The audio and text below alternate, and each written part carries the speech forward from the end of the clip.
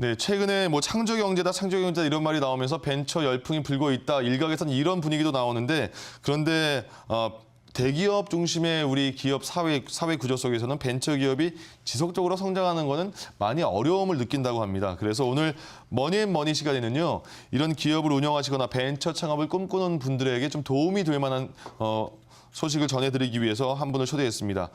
벤처 기업이 한 단계 발전하기 위해서 노력하고 계시는 분인데요. 시흥벤처기업협회 조태영 회장 모셨습니다. 안녕하세요. 안녕하세요. 예. 먼저 시흥시의 벤처기업협회를 운영하시는 거잖아요. 네네. 어떤 일을 하는 곳입니까?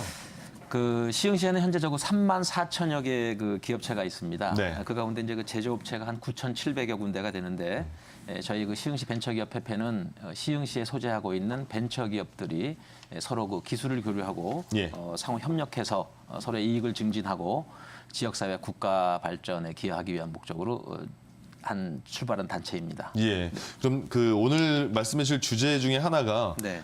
이런 벤처 기업들 간에 협력해서 일을 하는 게 중요하다 이런 말씀을 해주신다고 들었어요. 네네.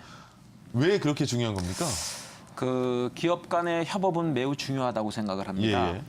특히 이제 우리나라 같이 그 영세 사업장이 많은 경우에 개별 기업 단위로서는 그 해결할 수 없는 그런 일들이 상당히 많이 있습니다. 예. 뭐 이를테면 지금 저희 시흥시 경우에도 4인 미만 사업장이 한 78% 정도가 되고요. 네. 9인 미만 사업장은 90%, 그리고 50명 미만의 사업장이 한 99%를 차지하고 있습니다. 예. 제조업의 경우에는 기술 개발, 자금, 그리고 인력 관리, 마케팅, 특허 분쟁과 같은 그러한 법적 대응 등 여러 가지 그 문제들을 해결해야 되는데 예. 이러한 문제들을 그 개별 기업이 이렇게 해결하기가 어려운 경우가 많습니다. 따라서 이런 어려운 여러 가지 측면에서 볼 때 예. 이제 그 기업 간의 협업은 어떤 선택의 문제가 아니라 필수적인 그런 과제라고 볼 수가 있겠습니다. 그럼 그들끼리 협업을 할 수 있는 그런 협동 조직은 구성돼 있나요? 지금 시흥시의 경우에는 예. 저희 시흥시 벤처기업회 위에도 예. 뭐 여성들 사업을 장려하고 여성경제인협의회 또 그리고 뭐 시흥시 기업인협의회, 예. 수출기업협의회 뭐 이러한 그 여러 단체들이 많이 있습니다. 그런 네. 단체들의 활동들이 앞으로 많이 중요하다고 생각을 합니다. 그렇군요. 자, 그러면 예를 들어서 그렇게 지금 협회에 가입한 벤처기업이 상당히 많을 거 아닙니까? 네, 그렇습니다. 그럼 그 중에서 같이 일을 도우면서 뭐 시너지를 냈다. 네. 긍정적인 사례가 있다. 어떤 게 있을까요?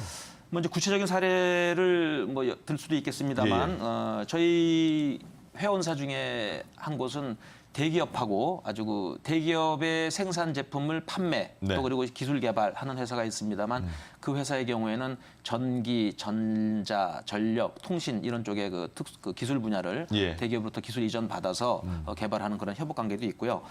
특별히 이제 그 기술 교류 협업에 있어서는 기술의 교류, 그다음에 예. 확대 운영, 그다음에 이제 에로 기술의 공동 연구 이러한 부분들이 될 수 있고 최근에 많이 그 화두가 되고 있는 융복합, 예. 융복합에 의한 뭐 신기술 개발 등 이런 것들을 들 수 있겠습니다. 그리고 네. 특히 이제 영세한 업체들의 경우에는 그 사원에 대한 직무 능력 교육이라든지 이러한 부분들에 대해서도 그 유관 단체와의 그 협업이 많이 필요한 상황이죠.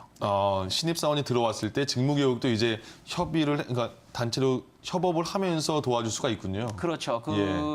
이를테면 아까 말씀드렸듯이 그 4인 미만 사업장이라든지 영세 네. 사업장 같은 경우에 사원을 교육하기 위한 특별 프로그램이 마련되지 못하는 경우가 많이 그렇죠. 있거든요. 이제 예. 그럴 때 그 유관 단체라든지 네. 그 국가 자치단체 또는 그런 협회 예. 이런 쪽에 그 도움을 빌 수가 있겠습니다. 궁금한 게요. 그렇게 네. 협업을 강조하는데 협업을 하게 되면 네.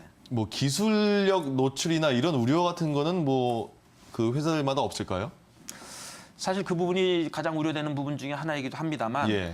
일단 그 뭐 구렁이 무서워 장 못 담근다는 그런 속담이 있듯이 예. 그 협업은 반드시 이루어져야 될 부분이고요. 근데 이 중에서 가장 중요한 것은 그 협업하는 해당 업체들 간의 상호 신뢰가 가장 그렇죠. 중요하지 않을까 생각합니다. 예.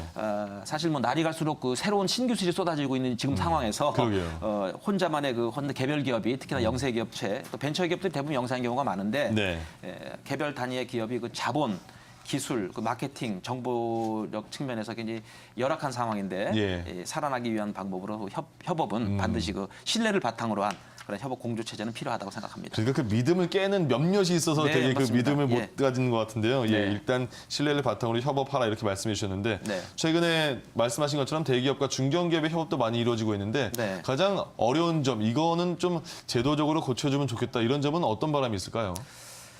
사실 그 정부와 자치단체 그리고 여러 예. 경제 관련 단체나 우리 이런 협회 역할이 정말 무엇보다도 중요하다고 생각합니다. 네. 사실 이제 보면 우리나라 같은 경우에도 중소기업이나 벤처기업에 대한 지원책이 상당히 많이 있습니다. 예. 하지만 이 지원책들을 적절히 활용하기 위한 그 준비가 안 된 기업들이 많이 있어요. 여건상. 네. 그래서 우리는 이제 제조 중심의 산업 사회에서 연구개발 위주로 이렇게 진행이 되다 보니까 국가에서도 벤처기업 육성도 하고 예. 그리고 벤처기업을 적극 지원하는 정책이 많이 늘고 있습니다. 네. 하지만 특별히 그 우리나라 같은 경우는 대기업과 중소기업 어떤 예. 그런 불균형 이런 부분들이 많이 있는데 특히 이제 그 인력의 그 부정적인 스카웃방이라든지 예, 예. 그 특허 분쟁에 대한 대응하는 그런 과정 이런 것들을 좀 말씀드릴 수 있는데 뭐 시간 관계상 제가 특허 부분에 대해서 일단 말씀을 드리면 예, 예.